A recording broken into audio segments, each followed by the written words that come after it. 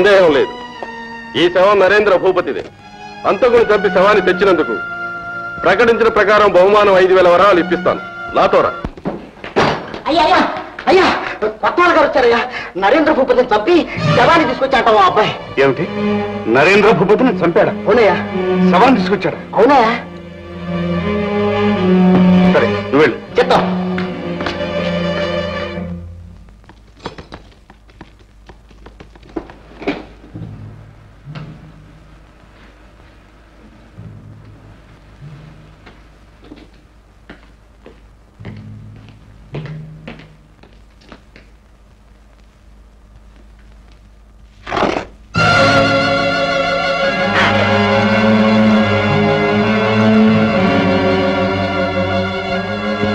నమస్కారం నాగరాజు గారు. ఈ అబ్బాయి విన్నాను. శవాన్ని సరిగ్గా చూశారా? అక్షరాల నరేంద్ర భూపతిది, అందుకు సందేహం లేదు. భేష్, ఇంతకాలం మీరు మీ సిబ్బంది చేయలేని పని ఈ కుర్రవాడు చేశాడనమాట. మనగాడి, నీ సాహసానికి నిన్ను అభినందిస్తున్నాను. మాకు కావాల్సింది అభినందనలు కాదు, అన్న మాట ప్రకారం డబ్బు. అలాగే ఇస్తాం. షరాబు సిద్ధం చేస్తున్నారయ్యా. అది సరే, భూపతి సామాన్యుడు కాడు, మహాబలశాలి. అటువంటి వ్యక్తిని ఎలా పట్టుకున్నావు, ఎలా చంపగలిగా? అది నీకు అనవసరం. అయ్యా, ఈ రసీదుల సంతకం చేసి కింద చిరునామా రాయండి.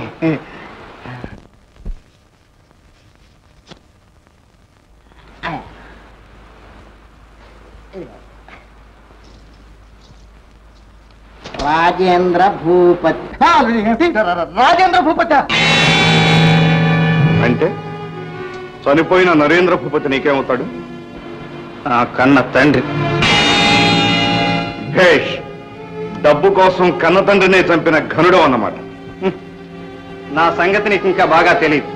పచ్చ కావర్ల రోగికి ప్రపంచం అంతా పచ్చగానే కనిపిస్తుందని డబ్బు కోసం ఎన్ని దారుణాలైనా చేసే స్వార్థపరులకు అంతకంటే ఏం తెలుస్తుంది? ఎస్ఆర్ ప్రసాదయ్య, ఆయనకి తెలియపోవడం ఎందుకున్నాడా? అనుభోగ్రుడు. నువ్వా? అన్ని తరిమేస్తే మళ్ళీ ఇక్కడికి ఎలా వచ్చావు? నేనే తీసుకొచ్చాను. మీకేమైనా ఇబ్బందా? నాదే ఉంది. ఏదైనా గొడవ ఉంటే కొత్తవాళ్ళు చూసుకుంటాడు. ఎవరు వీళ్ళంతా? ఎవరో దారిన పోయే దానాయిలు కాదు, దారి వెతుక్కుంటూ వచ్చిన వాళ్ళమే.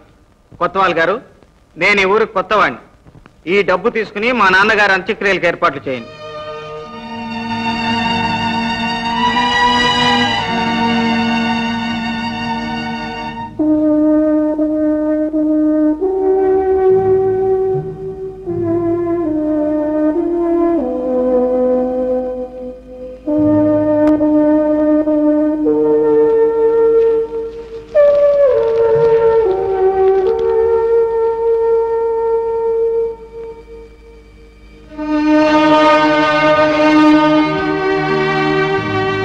నాన్నగారు ఆనాడు నన్ను అమ్మను విడిచిపెట్టి వెళ్ళిపోయారు. ఎంతో కష్టపడి అమ్మ నన్ను పెంచి పెద్దవాణ్ణి చేసింది. మీకోసం ఎదురు చూసి కన్ను మూసింది. నేను ఇంతకాలం మీకోసం వెతుకుతూనే ఉన్నాను. కానీ చివరికి మిమ్మల్ని ఈ స్థితిలో చూడవలసి వస్తుందని కలలో కూడా ఊహించలేదు. బ్రతికుండగా మిమ్మల్ని కాపాడుకోలేకపోయాను. నాన్నగారు, నా నరాల్లోనూ భూపతుల రక్తం ప్రవహిస్తూనే ఉంది. నా అంతరాంతరాల్లో ప్రతీకార జ్వాలలు ప్రజ్వరిల్లుతూనే ఉన్నాయి. పవిత్రమైన మీ సమాధి మీద ప్రమాణం చేసి చెప్తున్నాను, నా ప్రాణాలు ధారపోసైనా సరే మీ మీద పడ్డ కళంకాన్ని రూపుమాపుతాను. మీ నిర్దోషిత్వాన్ని నిరూపిస్తాను. ఆ హంతకుణ్ణి పట్టి హతమారుస్తాను. వ్యర్థమైన ఆవేశంతో అనవసరంగా అనర్థాలను కొని తెచ్చుకుంటున్నావు. నిజంగా నీ తండ్రి నిర్దోషం అనుకుంటున్నావా? అదే యథార్థమైతే ఇంతకాలం నిజం బయటపడకుండా ఉంటుందా? నిజం నగ్నంగా ఉన్న ఇల్లాలు, అబద్ధం అలంకరించుకున్న వెలయాలు. అందుకే అబద్ధం వచ్చినంత త్వరగా నిజం బయటికి రాదు. ఆ నిజాన్ని ఎలా బయటికి లాగాలో నాకు తెలుసు. రాజేంద్ర భూపతి, లేనిపోని గొడవల్లో తలదొచ్చి నీ తండ్రిలాగే నువ్వు చెడిపోవు. కావాలంటే నీ కొంత డబ్బిస్తా. వెంటనే ఇక్కడి నుంచి వెళ్ళను. వెళ్ళకపోతే తగిన ఫలితం అనిపిస్తావు. బెదిరిస్తున్నావా? లేదు, చెడిపోవద్దని హెచ్చరిస్తున్నాను. చూస్తాను. ఇక్కడే ఉండి నా తండ్రి మీద పడ్డ అపవాదం రూపుమాపుతాను. నిజాన్ని నిరూపిస్తాను. ఆ హంతకుణ్ణి పట్టి బంధించి ఇక్కడే నా తండ్రి పాదాల దగ్గరే సమాధి చేస్తాను.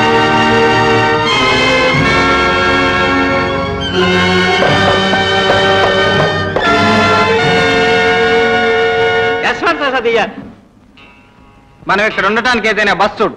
ఒక బస్ అయితే నీకు కావలసిన సదుపాయాలు చేస్తా పద. ఇదిగో బుల్లుడు, ఆ క్లబ్, ఆ పక్కనున్న బ్యాంకి, దాని పక్కనున్న భవనం, వీటిలన్నిటిలోనే నీకు వాటా ఉంది.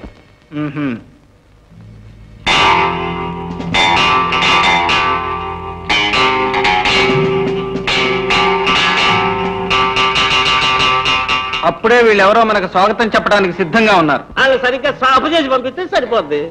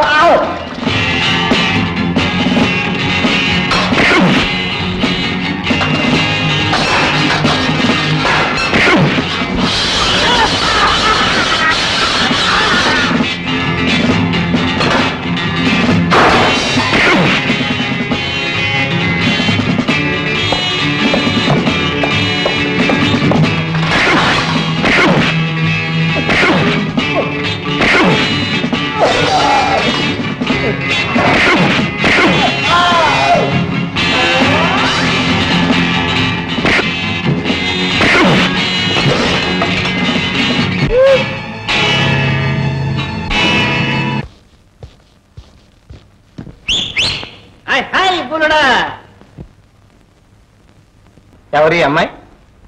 మీ నాన్నగారు బాధస్తుడు గురునాథం లేడు, ఆ బాబు కూతురు. మరి నాగరాజు గారు ఏమో వీళ్ళ ఆస్తి అంతా దిగమింగి అన్యాయం చేశాడు.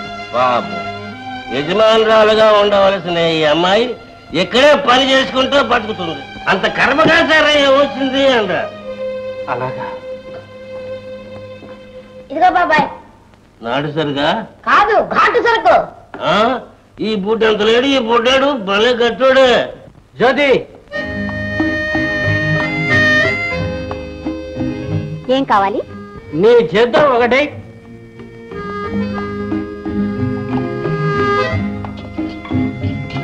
జ్యోతి, మందు అయిపోయింది, మరో రండి.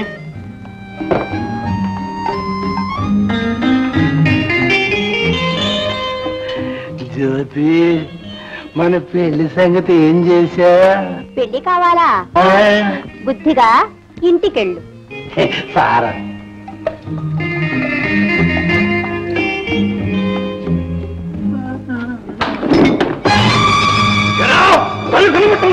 నేను నీలా తాగలేదు.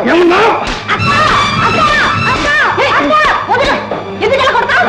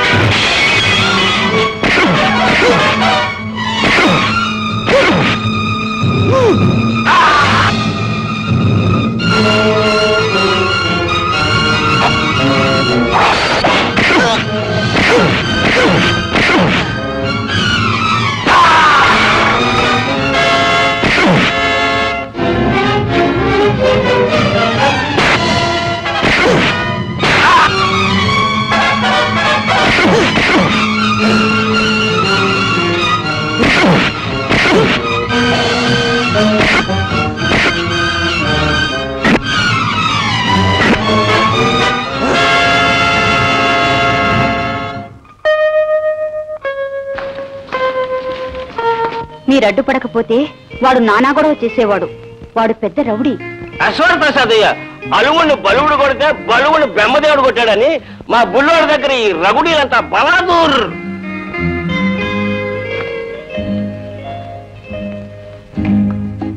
మీ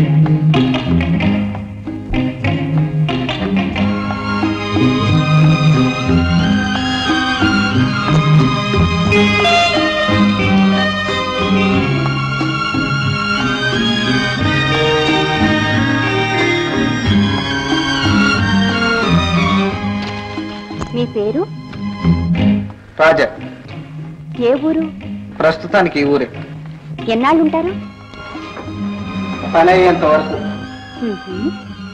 మరీ అంత ముక్తసరిగా మాట్లాడకపోతే నాతో మాట్లాడటానికి ఇష్టం లేదని చెప్పకూడదు. ఇష్టం లేదని ఎవరన్నారు? మరి మీ గురించి అన్నీ అడిగాని నా గురించి ఒక్క మాటైనా అడిగారా? నీ విషయం అంతా నాకు ముందే తెలుసు. ఏం తెలుసు? సిగ్గు శరం లేకుండా అందరితో ఆడి పాడే ఆటగత్తిననే మాత్రమే తెలుసు. అందుకేగా మీకు ఈ చులకన. ఏం చేస్తావు? బ్రతకటానికి ఏదో ఒకటి చేయాలి. జ్యోతి, ఆత్మవంచన లేకుండా ఏ పని చేసినా తప్పులేదు. చూడు, నీ బాధ నాకు తెలుసు. నువ్వంటే నాకు చులకన భావం లేదు. నిజంగారా? అయితే మరెందుకంత ముభావంగా ఉన్నారు? మాట విలువ తెలిసిన వాళ్ళెవరూ అతిగా మాట్లాడరు.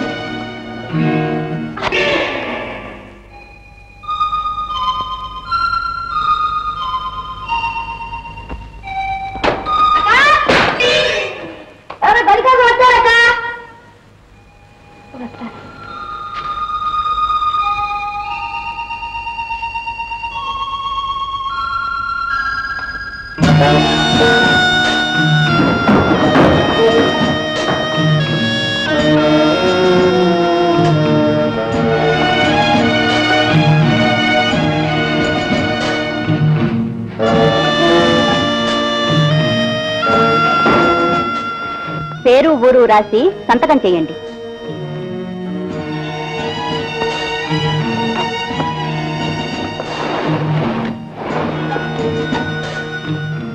కోటి, 2వ గది తీసుకెళ్ళు.